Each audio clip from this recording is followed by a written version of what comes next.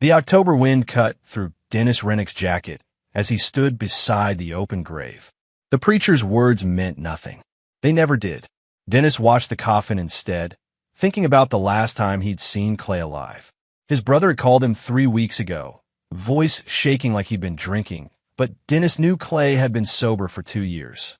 Something ain't right, Dennis. Something about Delaney. About Lumi. What kind of something? Money appearing out of nowhere. Lumi acting scared around her own mother. Delaney lying about where she goes, who she sees. Clay's breathing had been heavy on the phone. I think she's mixed up with the wrong people. Dennis had promised to drive down from Cleveland that weekend. Work got in the way. The hospital needed him for a double shift in the trauma unit.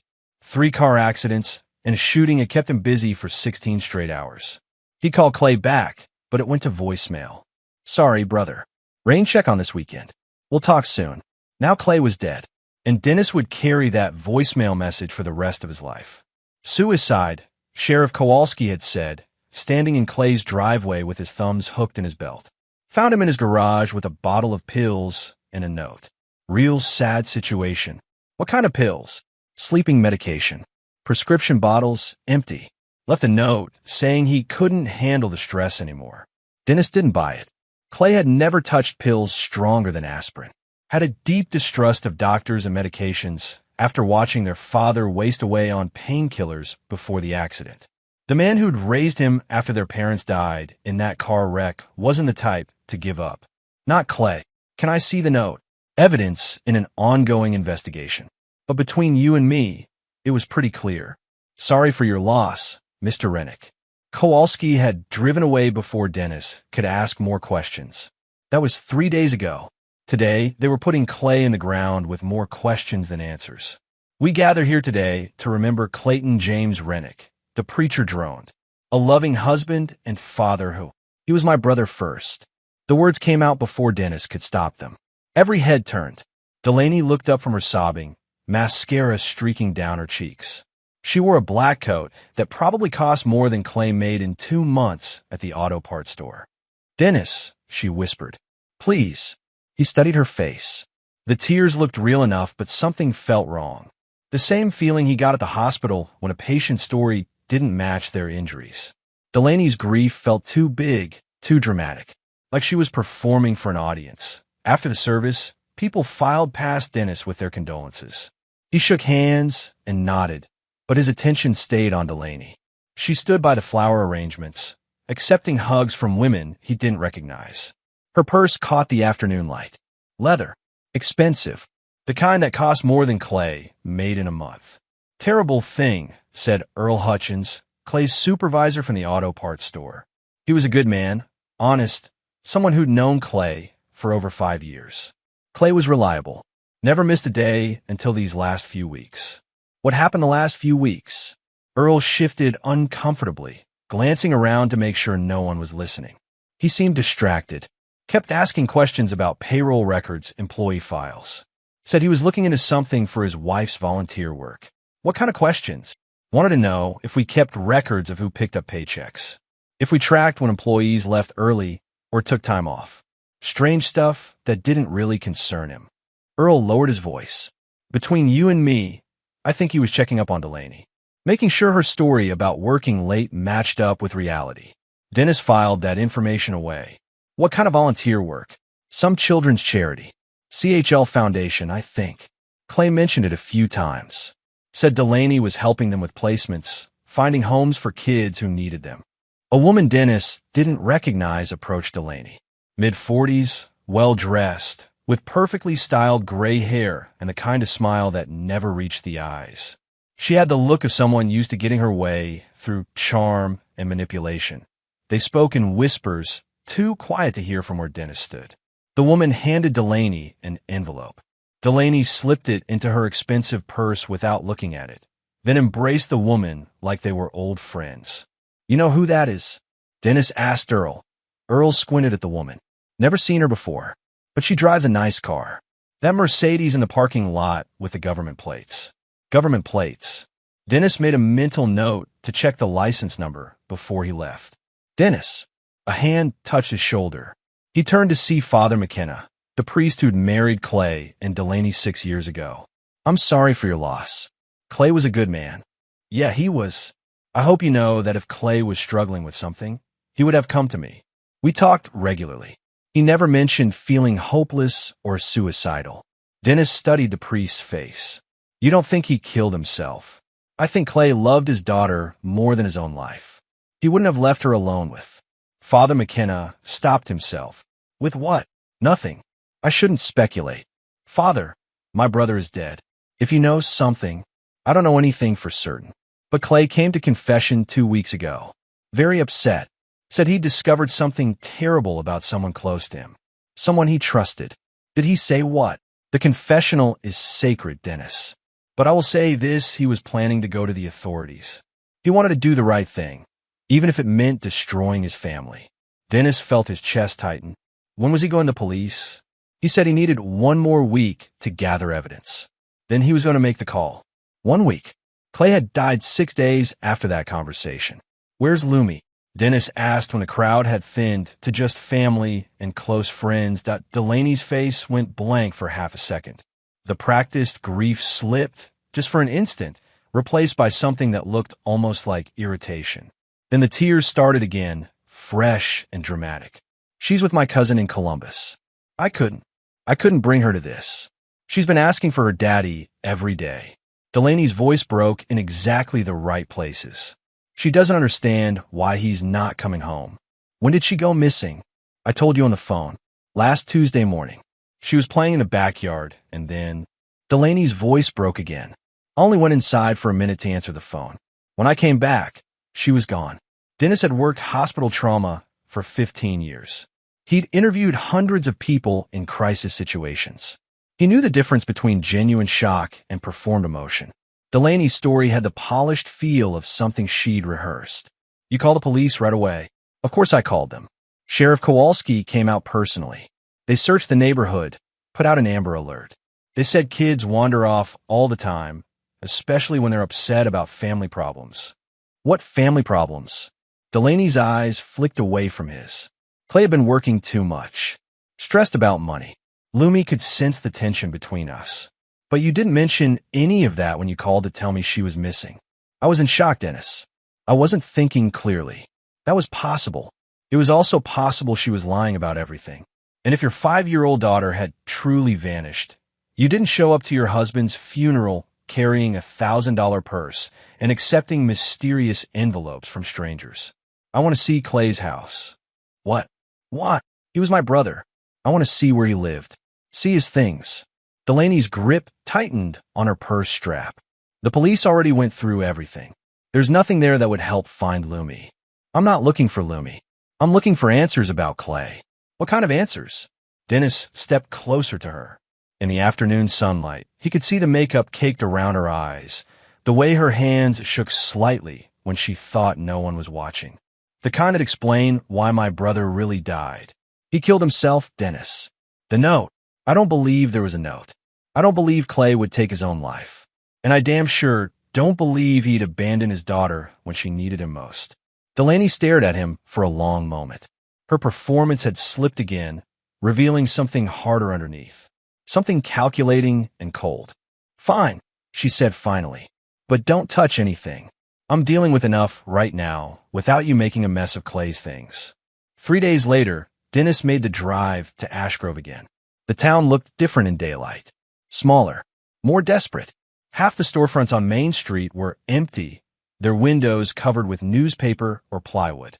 The kind of place where people left as soon as they could afford to, and the ones who stayed behind learned to mind their own business. That he pulled into the parking lot of Miller's Grocery around 6 p.m. The headache that had been building since he'd left Cleveland finally forced him inside. He needed aspirin and maybe something to eat. The sandwich he grabbed from a gas station outside Columbus was sitting wrong in his stomach, adding to the general feeling that everything in his life had shifted off balance. The fluorescent lights hummed and flickered overhead as he walked the aisles. Miller's smelled like old produce, floor cleaner, and the kind of economic desperation that came from competing with big box stores 50 miles away. Dennis found the pain relievers and grabbed a bottle of generic aspirin. No point spending extra money on brand names when the active ingredient was identical to the checkout counter. He noticed the kid, She stood by the magazine rack near the entrance, maybe 5 years old, wearing a gray hoodie that hung past her knees like a dress. The hood was up, but Dennis could see blonde hair underneath. She was too thin. Not the healthy slim of an active child, but the hollow-cheeked thin that came from not eating regular meals. Something about her made him look twice. The way she held herself, perfectly still except for her eyes, which tracked every adult who passed by. The careful way she watched the checkout process, like she was memorizing faces and exits. Most kids her age would be touching everything, asking questions, making noise.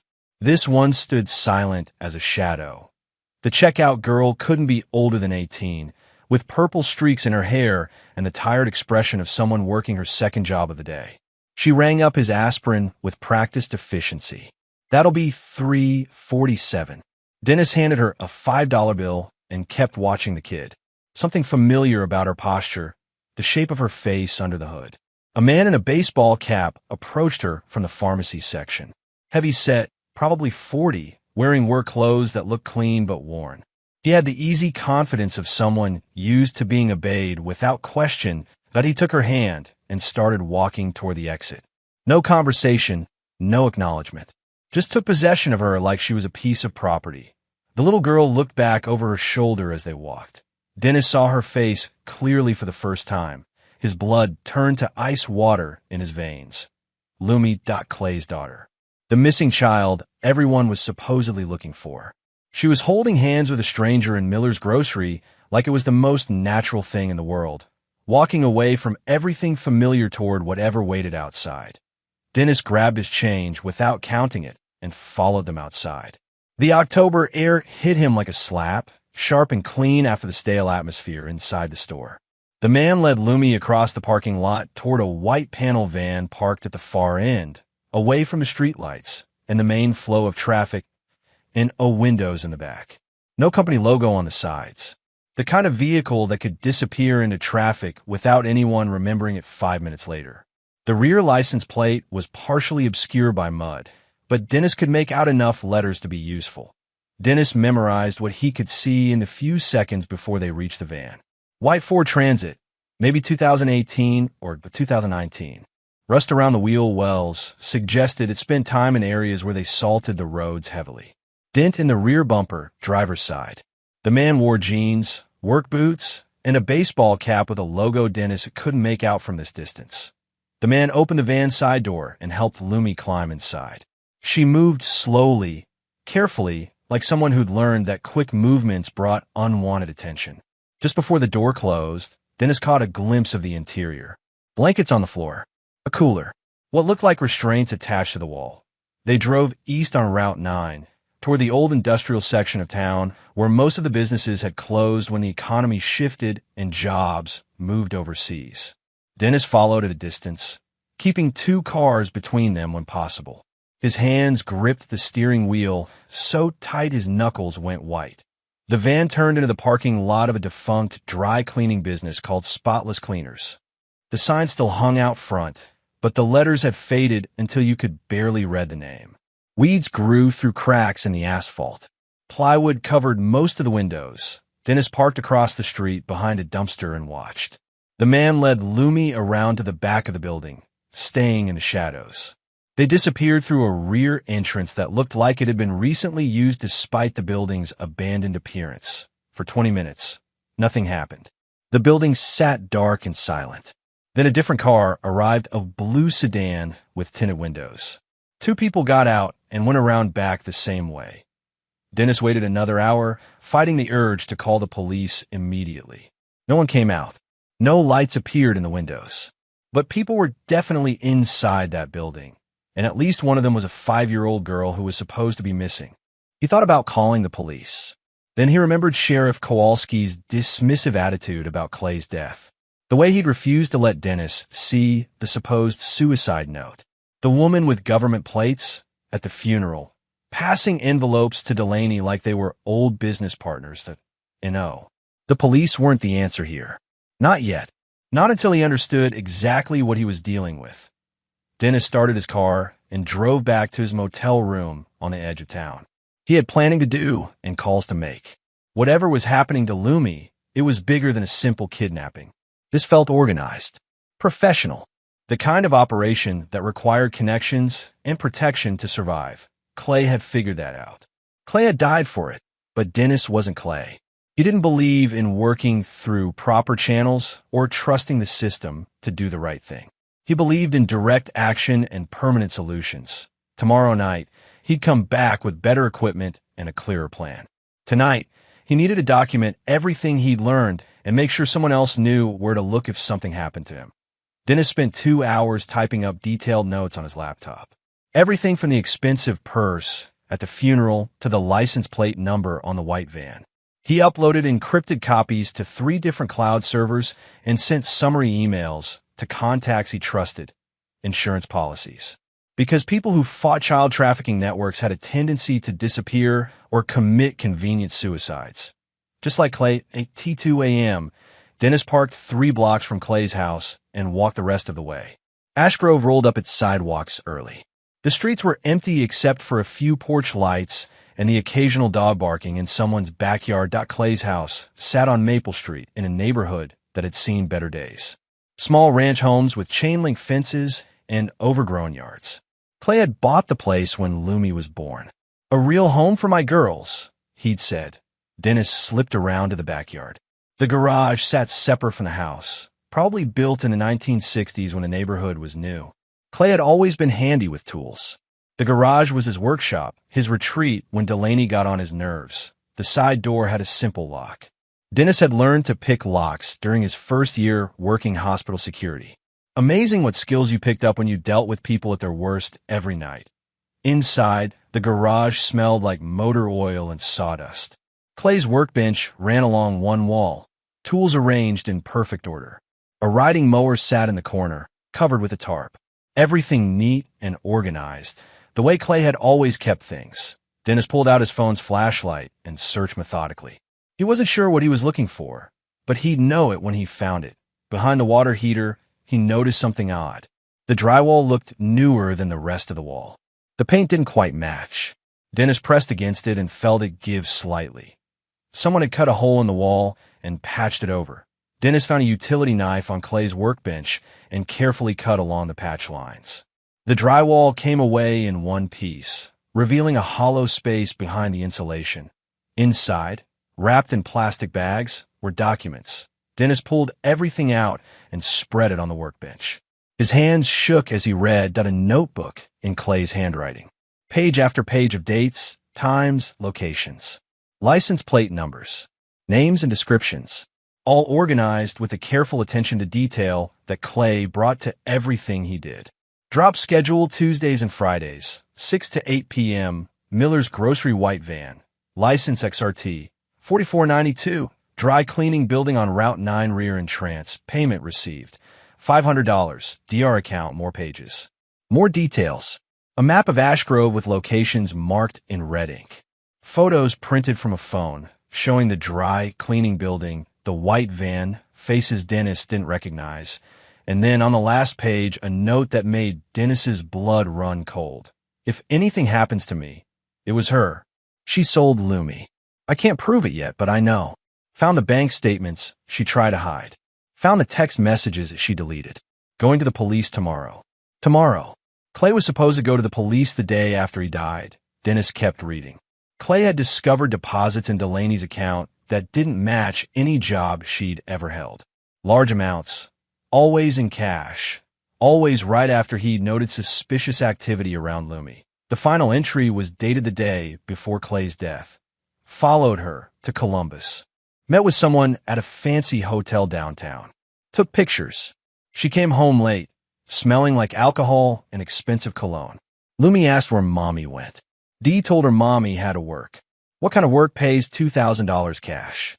Dennis photographed every page with his phone. Then he wrapped the notebook back in plastic and returned it to the hiding place. He patched the wall as best he could, knowing it wouldn't fool a careful inspection, but hoping it might buy him time.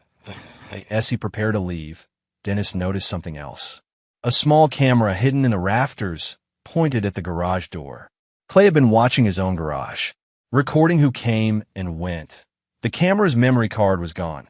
Outside, Dennis walked back to his car with his brother's words echoing in his head. Clay had figured it out. Clay had tried to save his daughter, and someone had killed him for it. Dennis drove back to Cleveland as the sun came up. He had calls to make and people to find. His brother was dead, but Lumi was still alive. He'd seen her himself, and he was going to get her back. Dennis returned to Ash Grove the following Tuesday evening. He parked in a different location this time, a quarter-mile from the dry cleaning building, and approached on foot through the industrial area. He carried a digital camera with a telephoto lens and a small recording device. Evidence was useless unless it could be verified and authenticated. According to Clay's notebook, Tuesdays and Fridays were consistent drop days between 6 and 8 p.m. Dennis positioned himself behind an abandoned loading dock with clear sight lines to the building's rear entrance. Nothing happened until 7:15. Then the white van appeared, following the same route as before. This time Dennis got clear photos of a license plate and the driver's face. The man looked around carefully before getting out, checking for observers or surveillance. Professional caution. The van parked behind the building for 18 minutes. When it left, it was empty. 20 minutes later, a black SUV with tinted windows pulled up. Two men got out, both well-dressed, moving with the confident posture of people used to getting their way. They went inside and stayed for exactly 12 minutes before leaving. The pattern was too precise to be accidental. This was a business operating on a schedule with regular customers and established procedures. Dennis photographed every vehicle that arrived over the next 2 hours. 7 different cars, all expensive, all with drivers who knew exactly where they were going. Some stayed inside for a few minutes. Others remained for nearly an hour. By 9 p.m., the building was dark and quiet again. Dennis waited another 30 minutes to make sure the location was truly empty before approaching. The rear entrance was a simple steel door with a deadbolt lock and no alarm system visible from the outside. The kind of security that was meant to keep out casual intruders, not determined investigators. Dennis had upgraded his lock-picking skills since his hospital security days, practicing on weekends at a shooting range that offered tactical training courses. Inside, the building reeked of bleach and industrial disinfectant. Emergency lighting cast harsh shadows down a narrow hallway lined with doors. Most were locked, but Dennis could hear sound from some of the rooms. Muffled voices. Movement. The soft crying of children trying not to be heard. His hands shook as he documented everything with the camera. Room after room set up like hotel suites, but with locks on the outside of the doors instead of the inside. Surveillance cameras in every corner. A main office with computer equipment and filing cabinets full of records. Dennis photographed everything he could find without touching anything. Client lists with names he recognized from local government and business. Scheduling calendars that treated children like rental cars. Financial records showing payments that dwarfed the GDP of some small countries. And in the bottom drawer of the main desk, contracts written in language that made his blood run cold. Not adoption papers or foster care agreements.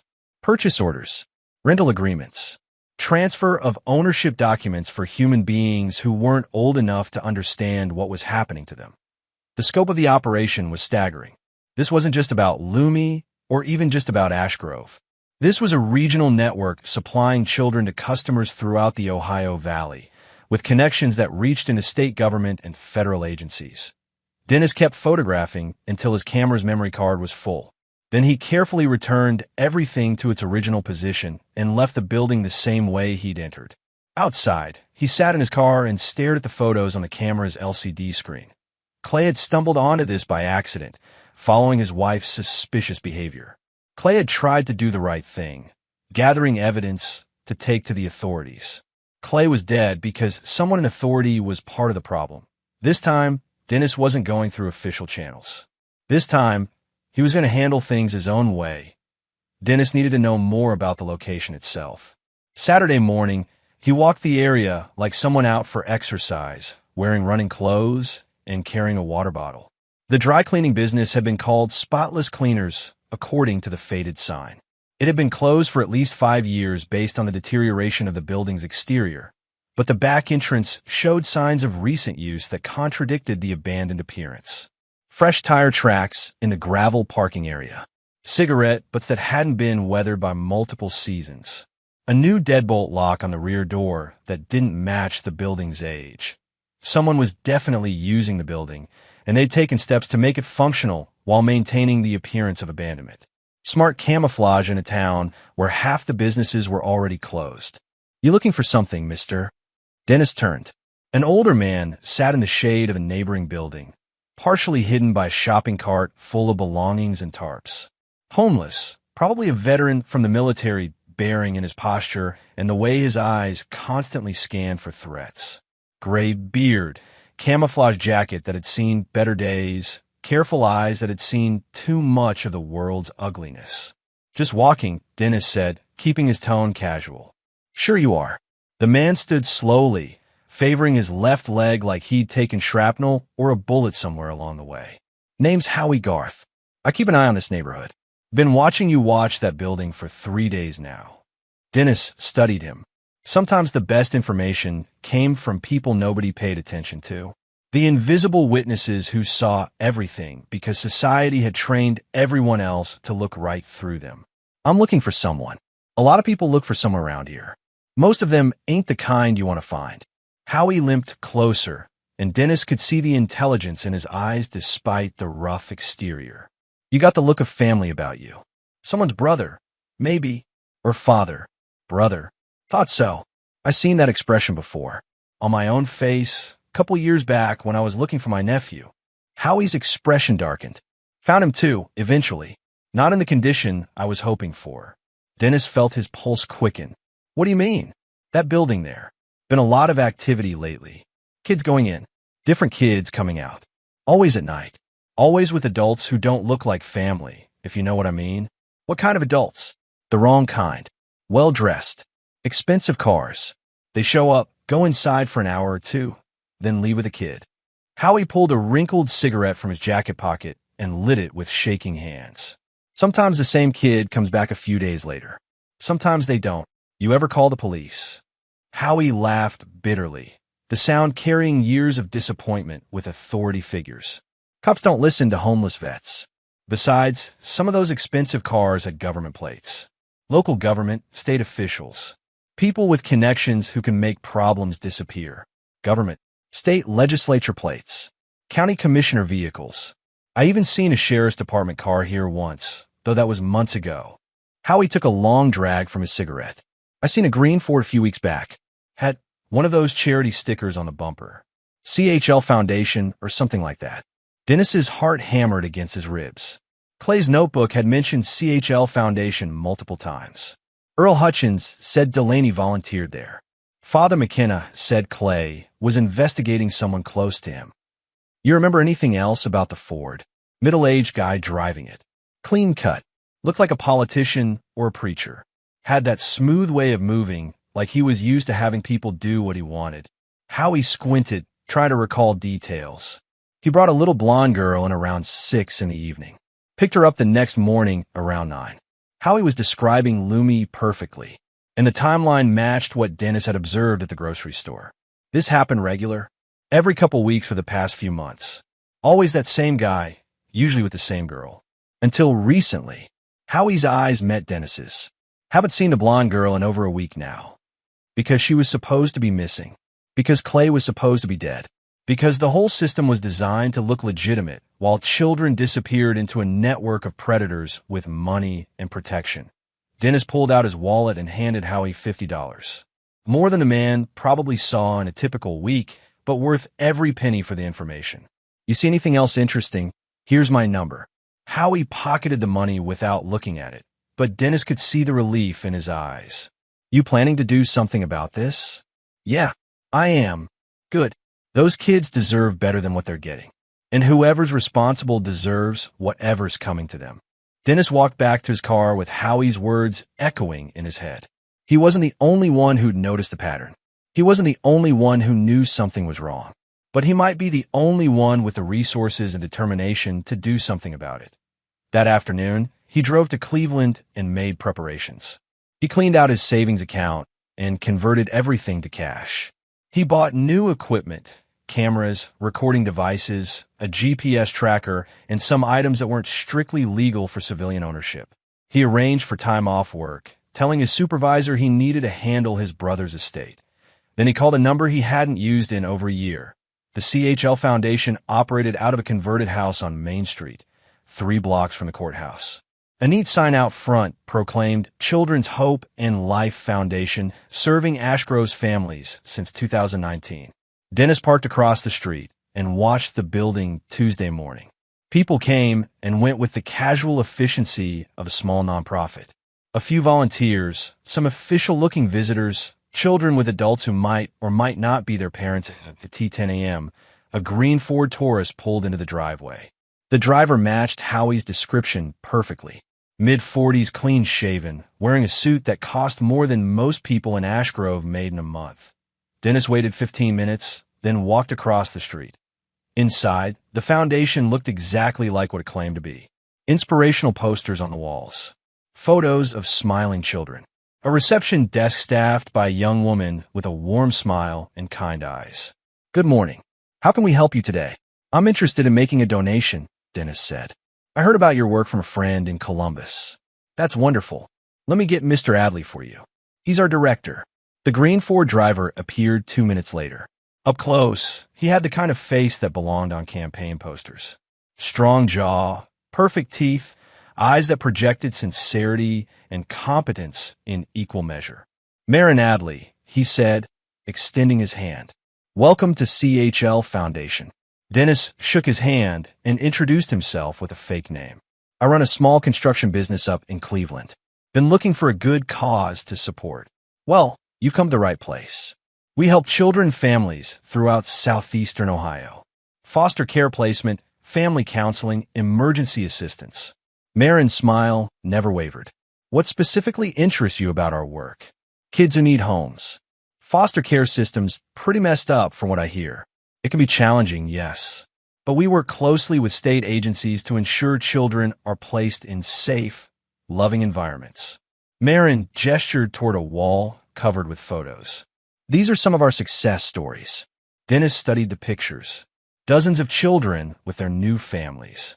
All smiling. All looking perfectly happy and normal. "Impressive.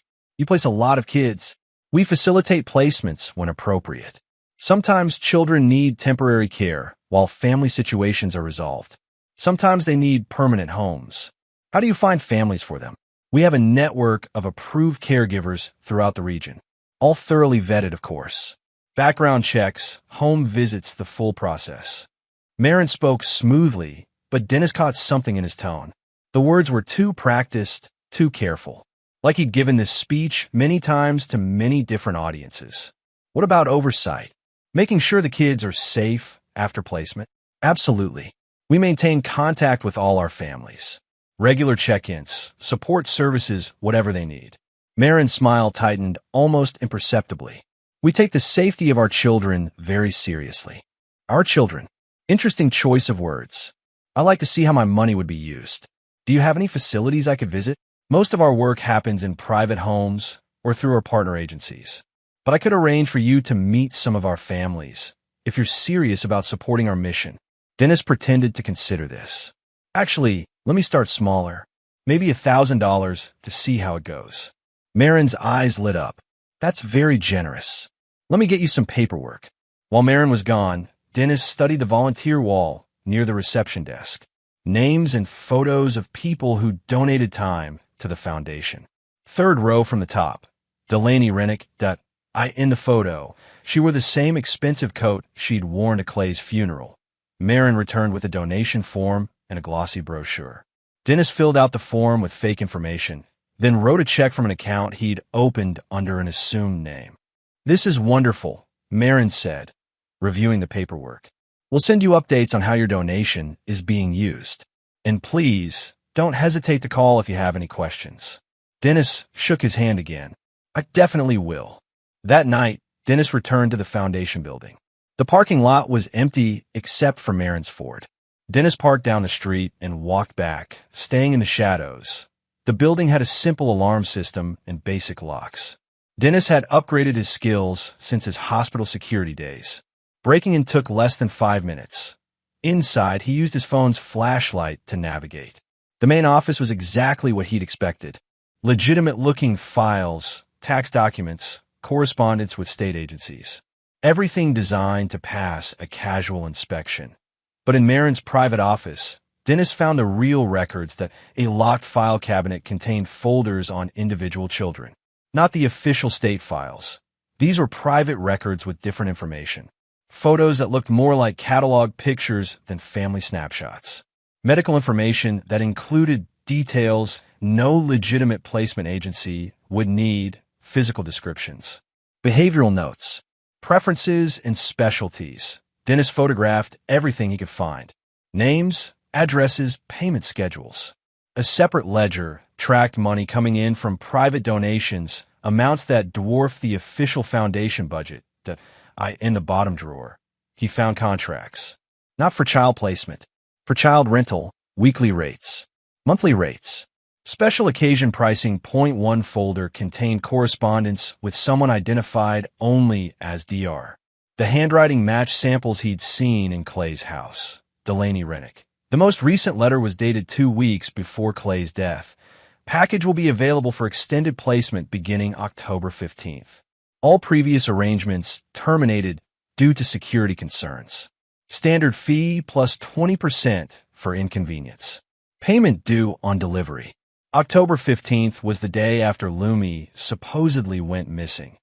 Dennis kept photographing until he documented everything. Then he carefully returned the files to their original positions and left the building the same way he'd entered. Outside, he sat in his car and stared at the photos on his phone. The scope of what he'd discovered made him sick. This wasn't just about Lumi. This was a network of child trafficking operating under the cover of a legitimate charity, with connections to state government and local law enforcement. Clay had stumbled onto something much bigger than a custody dispute, and it had gotten him killed. Dennis needed more information about Delaney's background and connections. Clay's notebook mentioned her cousin, but hadn't included contact details. Dennis drove to the county courthouse in Ash Grove and spent 3 hours searching through marriage records, property deeds, and court filings until he found what he needed. Delaney's maiden name was Vaughn. Her emergency contact on the marriage license was listed as Saskia Vaughn, with an address in Zanesville that was 6 years old. Dennis called information and found a current phone number, then drove the 43 miles to Zanesville that same afternoon.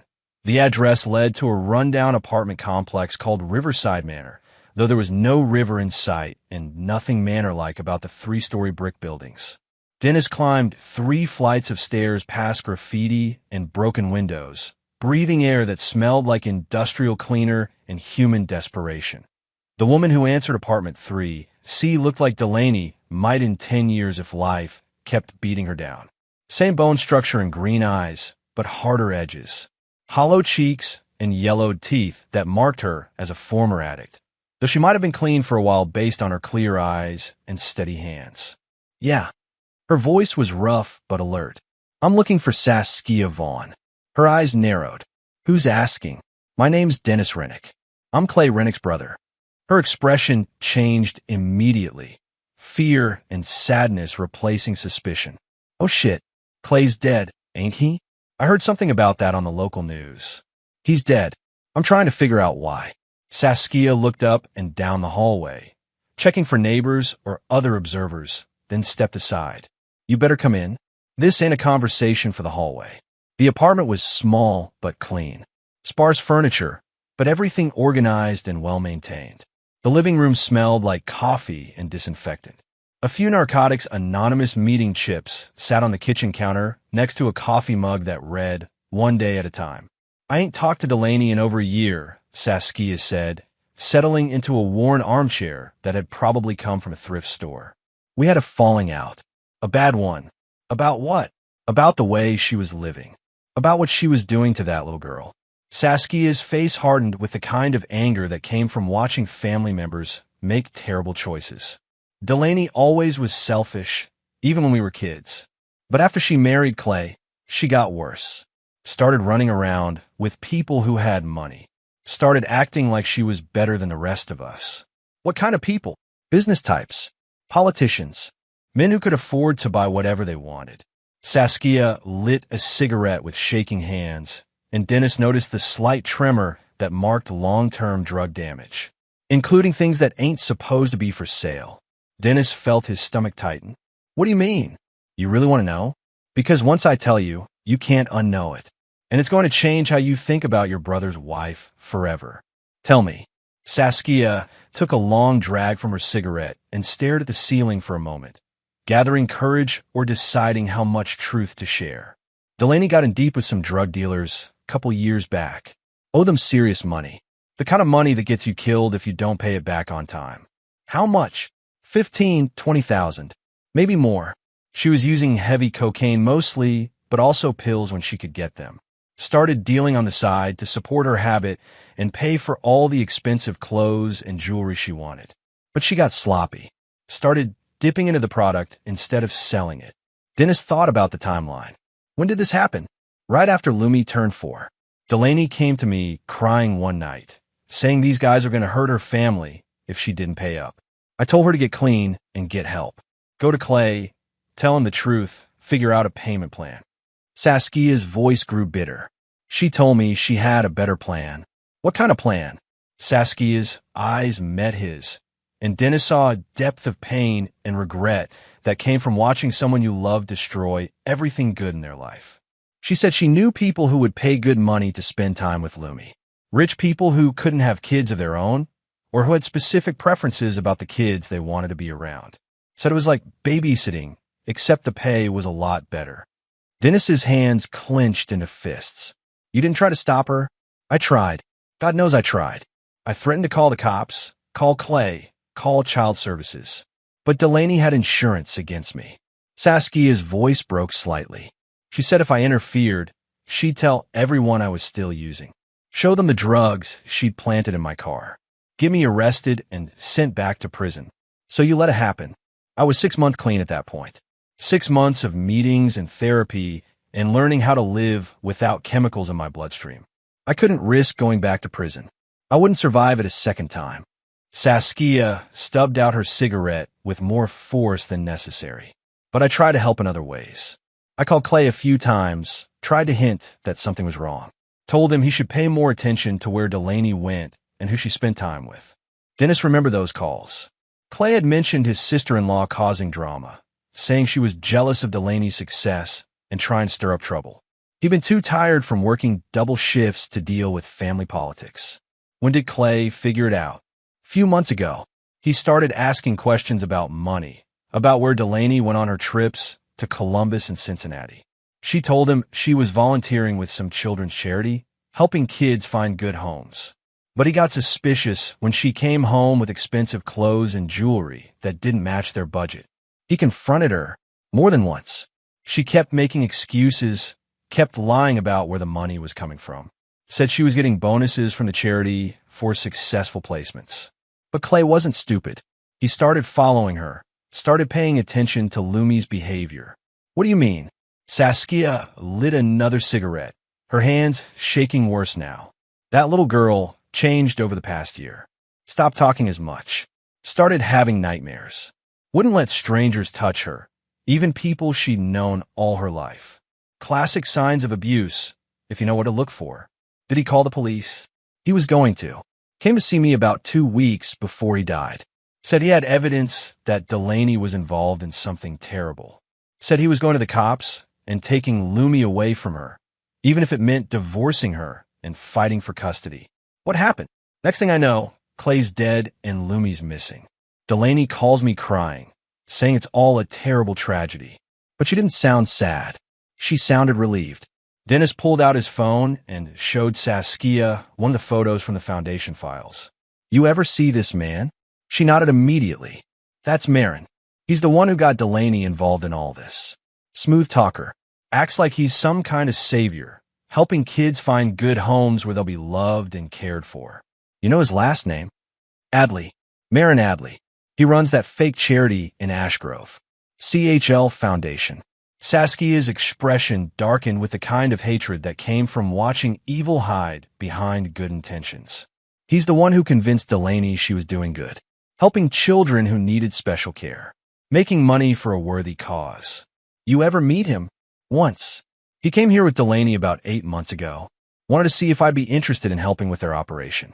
Said they needed people who understood how to handle troubled children. What did you tell him? I told him to get the hell out of my apartment before I called the police. But I could see why Delaney fell for his act. He had this way of talking that made everything sound reasonable and charitable. Dennis stood to leave. He had what he needed: confirmation that Delaney was part of an organized operation, names and connections, and a timeline that matched everything else he'd discovered. Wait, Saskia said. You're going after them, aren't you? Yeah. Be careful. These people have connections everywhere. Police, judges, social workers. They've been doing this for years without getting caught because they know who to pay and who to threaten. I'm not going through official channels. Saskia studied his face for a long moment, seeing something there that satisfied her. Good, because those kids deserve justice. Real justice, not the kind that gets bought off or buried in paperwork. Dennis left Zanesville and drove straight back to Cleveland. He had calls to make and favors to collect. The first call went to Teague Fallow, the best favor he'd ever done for someone who needed a second chance. Teague had been 15 when Dennis first met him, aging out of the foster system with nowhere to go and no one who cared. Dennis had been working hospital security then, and he'd caught Teague trying to steal food from the cafeteria. Instead of calling the cops, Dennis had bought the kid a meal and listened to his story. Then he'd helped him get a GED, find a legitimate job, eventually work his way through community college. Now Teague ran IT security for a regional bank and owed Dennis more than money could repay. I need a favor, Dennis said when Teague answered. Name it. Financial records. Bank accounts, credit cards, money transfers. Everything you can find on Delaney Rennick and Marin Adley. That's going to take some serious digging. And it's not exactly legal. I know. Teague was quiet for a moment. This about your brother? Yeah. Give me 24 hours. The call ended. Dennis sat in his apartment and stared at the photos on his phone. They showed children's faces, client lists, and financial records that documented a systematic operation designed to profit from human suffering. Somewhere in southeastern Ohio, children were being bought and sold while the adults responsible lived comfortable lives and collected legitimate paychecks from a charity that claimed to help kids. His brother had tried to stop it through proper channels.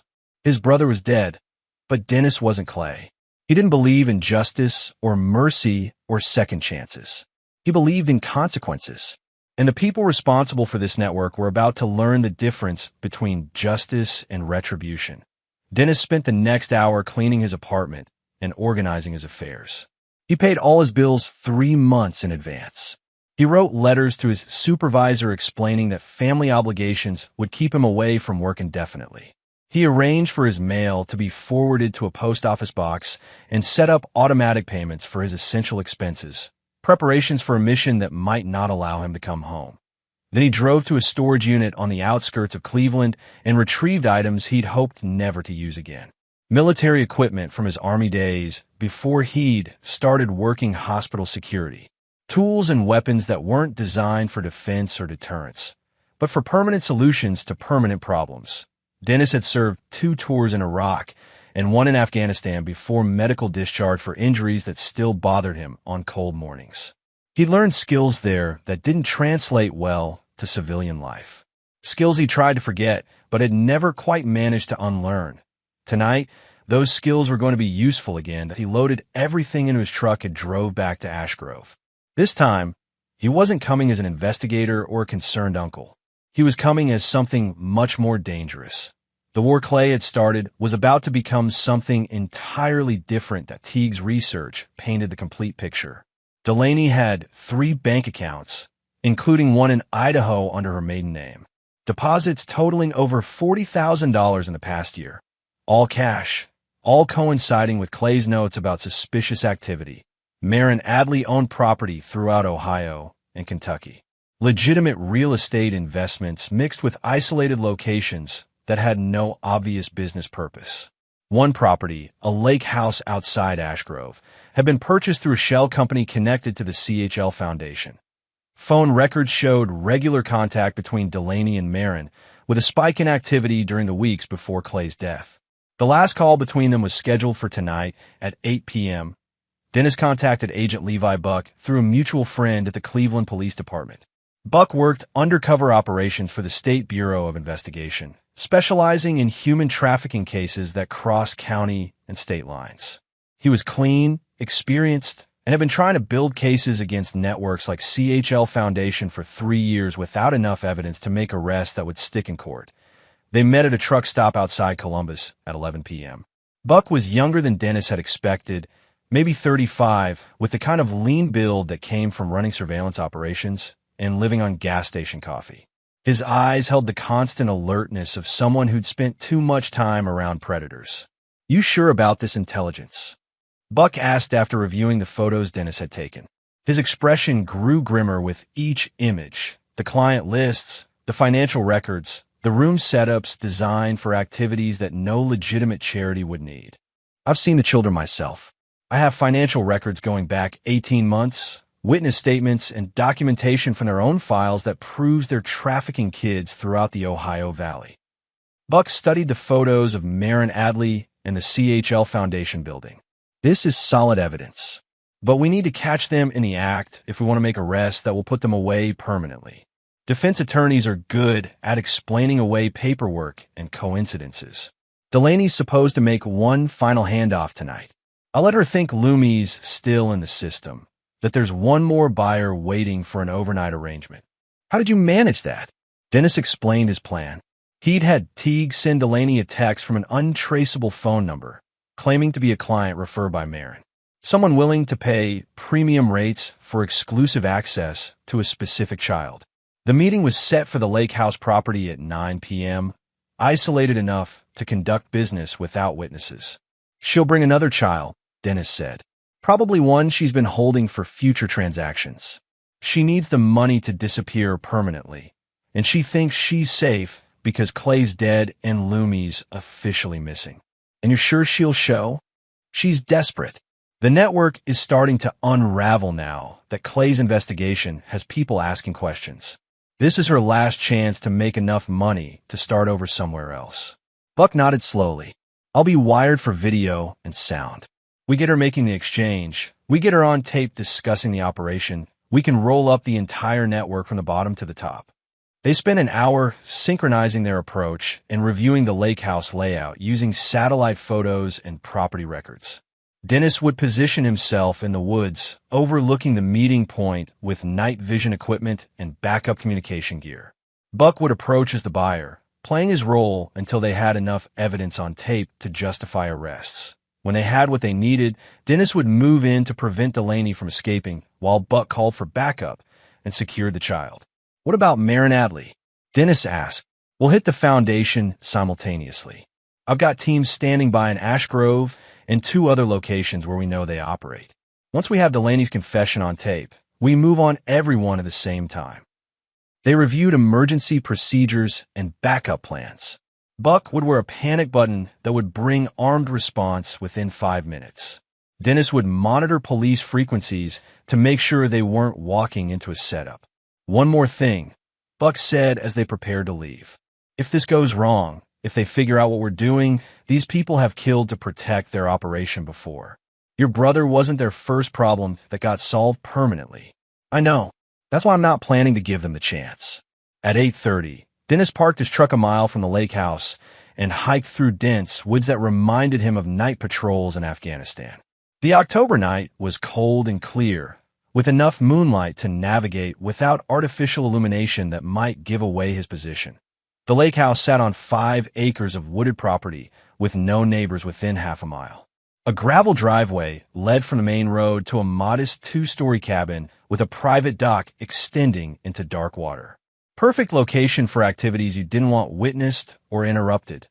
Dennis found a position on a small hill overlooking the house with clear sight lines to the driveway, front door, and most of the surrounding area. From here, he could provide overwatch for Buck's approach and intercept anyone trying to escape through the woods. A T-850 headlights appeared on the access road. A silver sedan pulled into the driveway and parked near the front door. Delaney got out of the driver's seat wearing dark clothing and moving with the nervous energy of someone who knew she was taking a dangerous risk. She opened the rear door and helped a small figure out of the car. Through his night vision scope, Dennis watched her guide a boy who couldn't be older than 6 toward the house. The child moved slowly, mechanically, like he was heavily sedated or scared into compliance. Delaney led the boy toward the house, checking her watch and scanning the darkness for any sign of surveillance. She was nervous but confident, operating in an environment she understood with procedures she'd followed before. Before they reached the door, another car arrived. Buck's unmarked sedan, playing the role of the buyer perfectly. He parked next to Delaney's car and got out, carrying a briefcase that supposedly contained payment for the transaction. "Right on time," Delaney called out. Her voice carried clearly in the still air, and Dennis adjusted his recording equipment to capture every word. "Traffic was lighter than expected," Buck replied, staying in character as a wealthy client with specific preferences. "You have what we discussed. Exactly what you ordered. 6 years old, blonde hair, very well behaved." Delaney's hand rested on the boy's shoulder in a gesture that looked protective but was actually possessive. "He's been properly prepared for extended visits." Dennis felt sick listening to her describe a child like he was merchandise being delivered to a customer. He touched his radio to signal Buck that everything was being recorded clearly. "Let me see him in the light," Buck said. They moved closer to the house, where a porch light illuminated the scene clearly enough for the hidden cameras to capture facial details and the exchange of money. The boy looked exactly like what he was, a terrified child who'd been told to cooperate or face consequences worse than compliance. "He's perfect," Buck said, playing his role with the kind of enthusiasm that made Dennis want to punch him, even though he knew it was an act. "You have his medical records? Everything you need. Clean bill of health, all vaccinations current, no behavioral problems." Delaney spoke about the child like he was livestock being sold at auction, her voice carrying the practiced indifference of someone who'd made similar transactions many times before. "And the timeline? 72 hours, as agreed. I'll pick him up Sunday night at the same location. That gives you 3 full days for whatever activities you have planned." Buck opened his briefcase slowly, making sure the cameras captured the exchange. $5,000 as promised. Dennis watched Delaney's face light up as she saw the money. This was it. They had her on tape negotiating the sale of a child, accepting payment, arranging future contact. Enough evidence to destroy her and everyone connected to her operation. That's when everything went wrong. Another car appeared at the end of the driveway, headlights sweeping across the scene like searchlights. Not part of the plan. Not one of Buck's backup units. Delaney spun around, her face going white with recognition and terror. "Who is that?" Buck reached for his radio, but the newcomer was already out of his vehicle and moving fast across the gravel. A man Dennis didn't recognize, carrying what looked like a shotgun and shouting commands. "Delaney Rennick, you're under arrest." It was Sheriff Kowalski, the same cop who'd been so quick to rule Clay's death a suicide. The same man who'd refused to let Dennis see the supposed suicide note. Delaney saw Dennis standing at the tree line, his night vision equipment reflecting light from the porch. Her face went from white to red with recognition and rage. "You son of a bitch," she screamed. "I knew it was you. I knew you'd never let this go." She grabbed the boy and ran toward her car, moving with the desperate speed of someone who knew she was seconds away from spending the rest of her life in prison. Buck shouted for her to stop, but she was already behind the wheel of the sedan. The engine roared to life with a spray of gravel. Dennis crashed through the underbrush, branches tearing at his clothes as he ran toward the driveway. He reached the gravel just as Delaney's car fishtailed out of the parking area, her headlights sweeping across the woods as she fought for control. She was heading for the main road. If she reached it, she'd disappear into the night with another child, and they'd lose their chance to save him and expose the entire network. Dennis jumped into Buck's sedan and floored the accelerator, pursuing her into the darkness while Buck coordinated with backup units over the radio. Dennis caught up with Delaney 2 miles from the lake house. Her car was faster, but she was panicking, taking corners too hard and nearly sliding off the narrow country road. He rammed her rear bumper at 40 miles per hour. Her car spun sideways and slammed into a tree. Dennis was out of his vehicle before the dust settled. Steam hissed from her crumpled hood. The passenger side was wrapped around the oak trunk. Delaney was conscious but trapped. Blood ran from a cut on her forehead. In the back seat, the boy was crying but appeared uninjured. "Get me out of here!" she screamed when she saw Dennis approaching. "Where's Lumi?" "I don't know what you're talking about." Dennis reached through the shattered driver's window and grabbed her by the throat. "The game's over, Delaney. I know about CHL Foundation. I know about Marin Adley. I know you sold your own daughter." Her eyes went wide. "You can't prove anything. I have your bank records. I have photographs of the foundation files. I have you on tape selling that boy." Dennis's grip tightened. "And I have Clay's notebook." That broke her. Her face crumbled and the tears started. But Dennis had seen her perform grief before. He wasn't buying it now. "Clay was going to ruin everything," she said. "He was going to destroy my life over some stupid suspicions.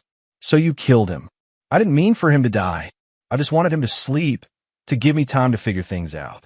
But he took too many pills." Dennis pulled her from the wreckage and dragged her to his car. The boy was still crying in the back seat of her sedan. Dennis called Buck on his radio and gave him their location, told him to bring an ambulance and child services. Then he drove Delaney to Clay's garage. Inside, he sat her in Clay's workbench chair and turned on the overhead light. She looked small and broken under the harsh fluorescent bulb. Her expensive coat was torn. Her perfect makeup was streaked with tears and blood. Dennis pulled out his phone and started recording. "Tell me what happened to Lumi." "I can't. They'll kill me. I'll kill you if you don't." She stared at his face and saw he wasn't bluffing. "Marin has her. He's keeping her somewhere safe until the heat dies down." "Where?" "I don't know.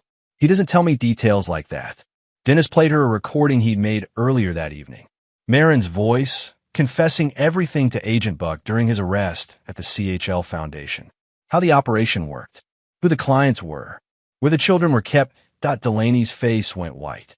"He told you everything, every detail, including how you recruited your own daughter into the program when you needed money to pay off your drug debts."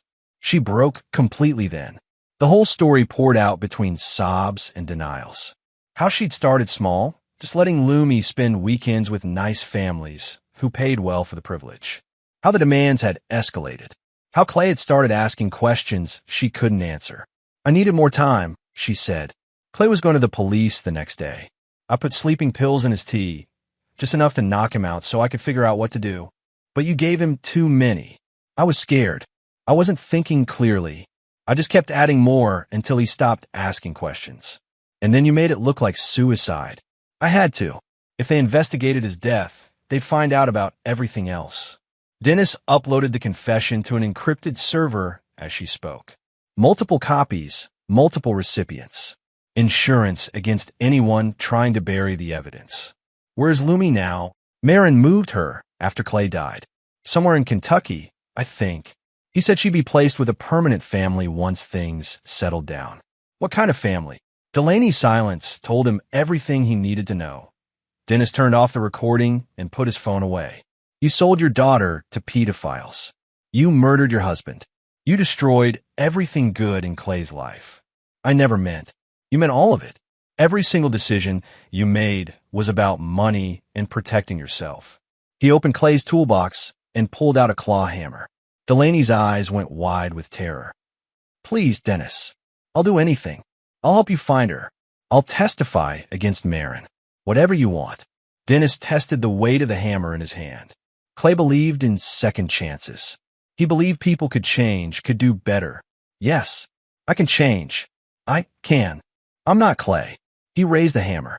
"Wait." Delaney scrambled backward in the chair. "I know where she is. Marin told me the address. I can take you there." Dennis lowered the hammer. "Talk." She gave him an address in rural Kentucky. A farmhouse owned by one of Marin's clients, a man named Hutchinson who specialized in long-term arrangements with young girls. "He's kept children for years," Delaney said. "Marin said Lumi would be safe there. Well-fed, well cared for. Like a pet." Dennis's vision went red. He gripped the hammer so tight his knuckles went white. "Please," Delaney whispered. "I gave you what you wanted. Just let me go. I'll disappear. You'll never see me again." Dennis looked at her for a long moment. Then he pulled out his phone and called Agent Buck. I have Delaney Rennick's full confession, he said, and I know where to find Lumi. The FBI raid on Harold Hutchinson's farm took place at dawn. 12 agents, local police, and child services workers surrounded the property while Dennis waited in an unmarked car a mile away. Buck had wanted him to stay in Columbus, but Dennis wasn't going anywhere until he saw Lumi safe. This was family business. The farmhouse sat on 40 acres of isolated countryside. Perfect place to keep children who weren't supposed to exist in any official records.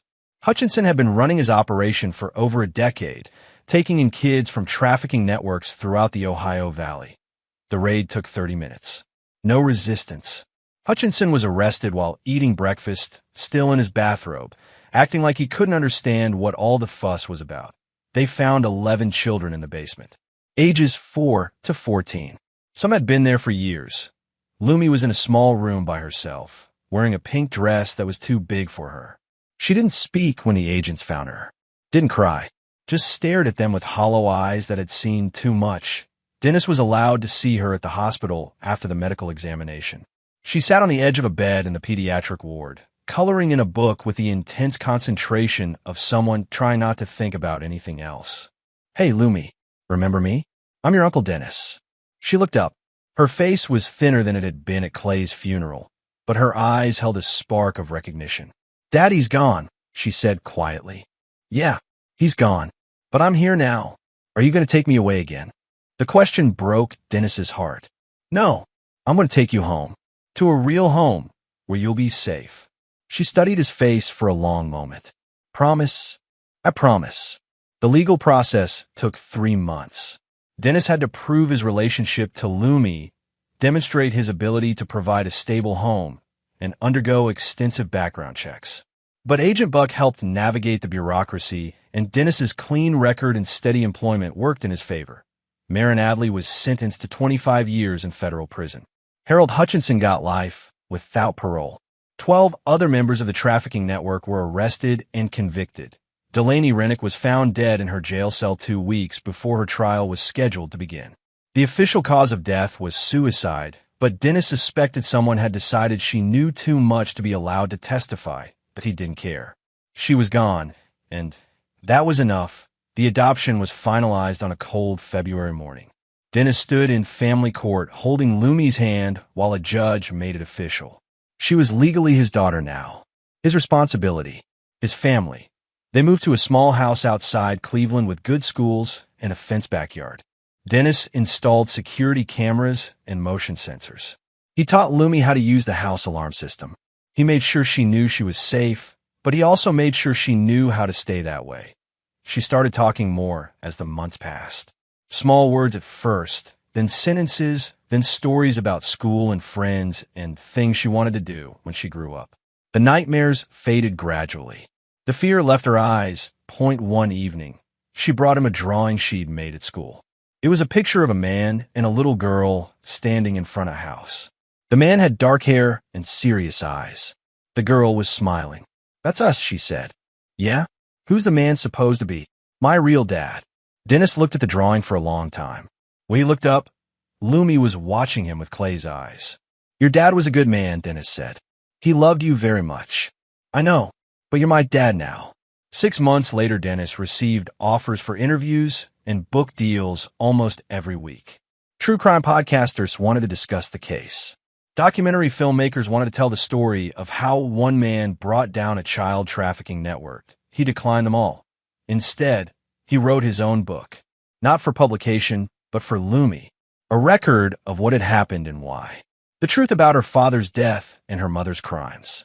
About the people who had tried to hurt her and the people who had fought to save her.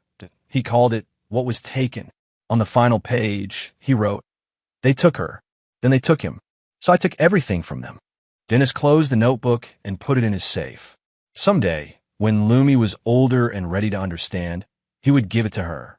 She deserved to know the truth about her family, about what her father had died, tried to protect, about what her uncle had done to make it right. For now, it was enough that she was safe, that she was home, that she called him dad and meant it. Dennis had never believed in justice, but he believed in family. He believed in consequences. And he believed in protecting the people you love, no matter what it cost. Clay would have understood.